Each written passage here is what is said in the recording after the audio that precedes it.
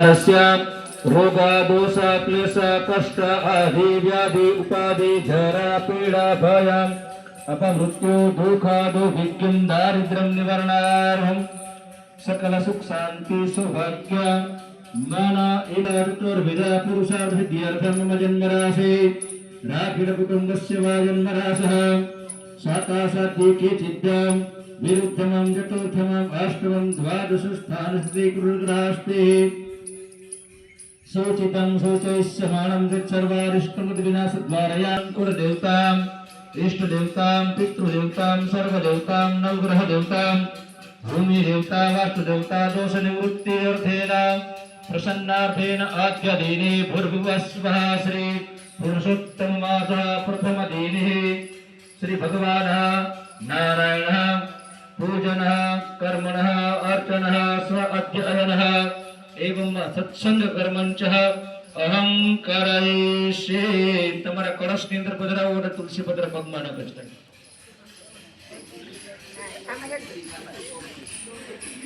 બધાએ બે હાથ જોડી રાખવાના ત્રણ વખત વિષ્ણુ ભગવાનનું પાછું સ્મરણ કરવાનું છે બોલો વિષ્ણવે નમઃ વિષ્ણવે નમઃ વિષ્ણવે નમઃ બે હાથ જોડી રાખવાના ભગવાન પુરુષોત્તમ મહારાજનું ધ્યાન કરી જવાનું શાંતકારમ ભુજગશયનામ પદ્મનાભમ સુરેશમ વિષભાધારમ ગગનસદૃશમ મેઘવર્ણમ શુભાંગમ લક્ષ્મીકાંતમ કમલનયનમ યોગીર્ધ્યાનગમ્યામ વંદે Aida, क्या बेजा सांगा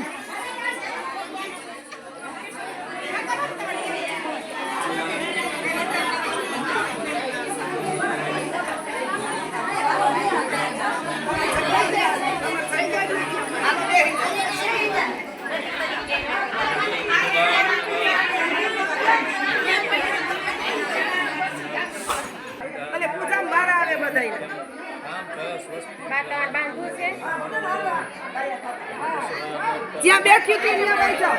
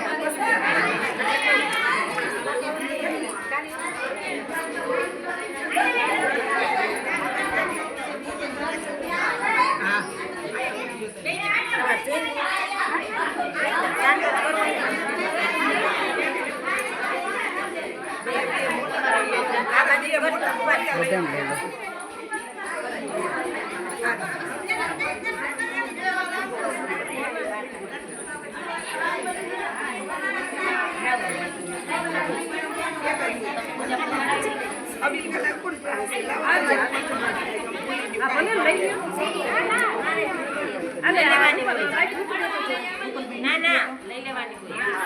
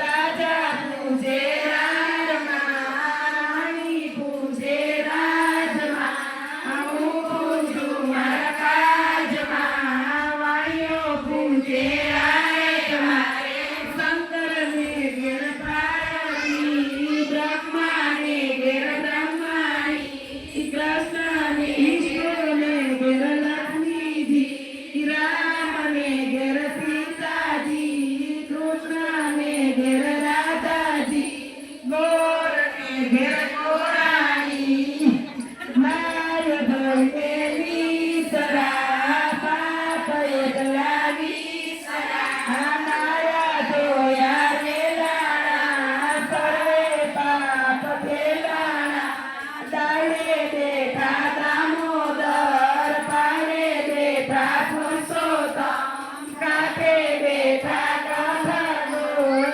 સર્વે બેઠા શ્રીકમરા, વાળે બેઠા વાસુદેવ, સુદામાની ઝૂંપડી, ખાવાયા પોતું કરી, ભવની ભાંગે ભૂખડી, સુખડાયો શ્રીરામ.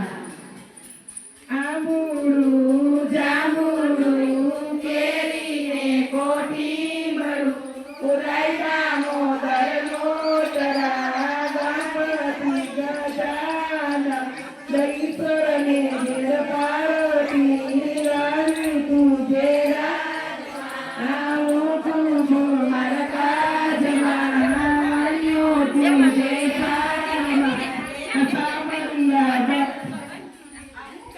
સવારમાં સામરિયાજી, અથડાતે ઓધવજી, મારા ઘરે રણછોડજી, અથડાતે ઓધવજી, મધરાતે માધવજી, પરોઢીએ પુરુષોત્તમજી, વાળુમાં એ વિઠ્ઠલજી, અમૃત પાન પીધાજી, આટલા નામ લીધાજી, જાત્રા કરવાની સરા, જાતા નાયા ગંગાજી, વળતા નાયા જમનાજી, નાય ધોઈને નીસરા, પાપ સર્વે ઈસરા, નાયા ધોયા રેલાણા, પાપ એકલા કેલાણા, આ રાજાને રથ જોઈ, અમને સૌભાગ્ય જોજી, ઓધવરાય માધવરાય કેશવરાય ત્રિકમરાય, પુરાણા પુરુષોત્તમરાય, શુક્રાલ્યો શ્રીરામ.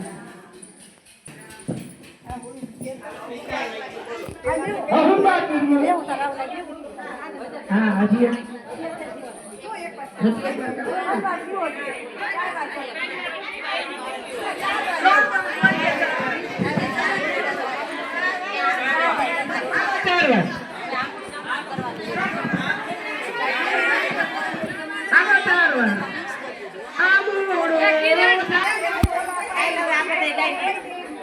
હવે એને ગાવા દો, હાલો ને.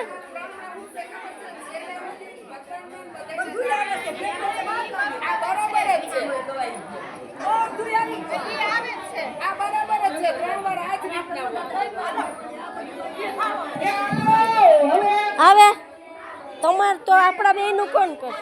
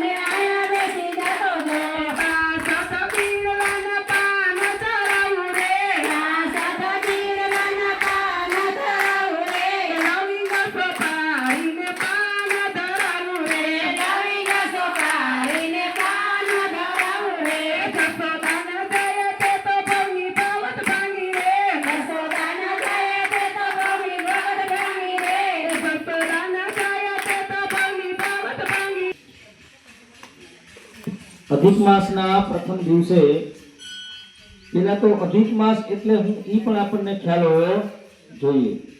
તો અધિક માસ ચંદ્રનારાયણ અને સૂર્યનારાયણના પરિભ્રમણ થવાથી બનતો હોય છે. જ્યારે પૃથ્વીની આસપાસ ચંદ્રની એક પ્રદક્ષિણા પૂરી થતા જે સમય લાગે તેને ચંદ્રમાસ કહેવાય. આ ચંદ્રની આવી 12 વખત પ્રદક્ષિણાઓ પૂરી થાય એટલે 354 દિવસ 8 કલાક 48 મિનિટ અને 33.55 સેકન્ડ જેટલો સમય લાગે છે. પૃથ્વીની સૂર્યની આસપાસ એક પ્રદક્ષિણા પૂરી થાય તેને એક વર્ષ કહેવાય છે. એટલે કે 365 દિવસ 5 કલાક 48 મિનિટ અને 47.5 સેકન્ડ જેટલો સમય લાગે છે. આમ થવાથી ચંદ્રમાન વર્ષ અને સૌરમાન વર્ષ વચ્ચે 11 દિવસનું અંતર પડે છે. આ અંતર વધવા નહીં દેતા દર ત્રીજે વર્ષે એક માસનો ઉમેરો કરી દેવામાં આવે છે. આ ઉમેરાયેલો માસ તે અધિક માસ કહેવાય છે. તેમ છતાં થોડાક સમયગાળાનું અંતર રહે છે તે ટાળવા માટે 141 વર્ષ પછી 141 વર્ષ પૂરા થાય પછી એક ક્ષય માસ એટલે એક મહિનો જ ઓછો તેને એક ક્ષય માસ આવે છે અને કારતક માગસર કે પોષ મહિનો હોય છે. આ વેળા પાછો આવે અને સમયનો તાળો મેળવવા માટે ક્ષય માસ પહેલા અને ક્ષય માસ પછી એક એમ 2 અધિક માસ ઉમેરી લેવાય છે. એટલે અધિક માસ અને ક્ષય માસની યોજના ચંદ્રમાન વર્ષ અને સૂર્યમાન વર્ષને એકબીજા સાથે મેળ બેસાડવા માટે કરવામાં આવેલી છે. અધિક માસના વ્રત વિધિ શું છે, એનો મહિમા શું છે? તો કે 12 વર્ષ મહિનાના આવા 12 મહિનાઓ પૂરા થતા હોય ત્યારે એક વર્ષ પૂરું થાય. દરેક મહિના અધિષ્ઠાતા દેવ જુદા જુદા હોય છે. 12 મહિનાઓના અધિષ્ઠાતા દેવ વરુણદેવ, સૂર્યનારાયણ, ભાનુ, તપન, ચંદ્ર ભગવાન, રવિ ભગવાન, ગર્ભસ્થી, અર્યમા, હિરણ્ય દેવતા, હિરણ્ય રેતા, દિવાકર, મિત્ર, વિષ્ણુ, આમ 12 દેવતાઓ જે છે એ 12 સૂર્ય છે. પરંતુ અધિક માસ એ 13મો મહિનો હોવાથી સાવ જુદો પડી જાય છે. એટલા માટે અધિક માસને મળમાસ પણ કહેવામાં આવે છે. તેથી તેનો કોઈ અધિષ્ઠાન